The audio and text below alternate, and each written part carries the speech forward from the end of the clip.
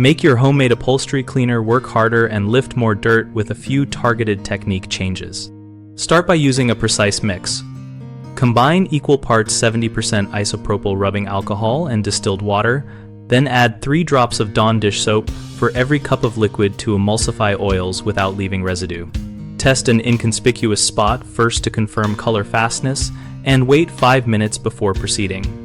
Vacuum the surface thoroughly with a crevice tool and a brush attachment to remove loose grit that will otherwise abrade fibers during cleaning.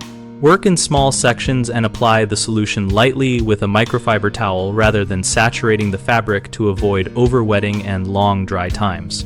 Agitate gently with the towel in a circular motion, then blot with a dry microfiber towel to lift soil and extract moisture.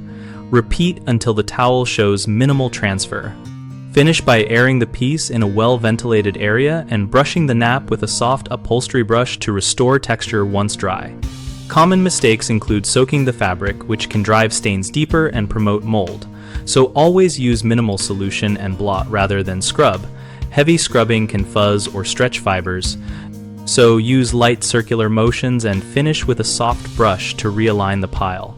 Another issue is using ordinary towels that trap and redeposit dirt.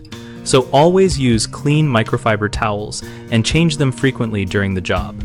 A final concern is relying on tap water that can leave mineral streaks, so use distilled water in the mix and blot thoroughly to reduce spotting and speed drying.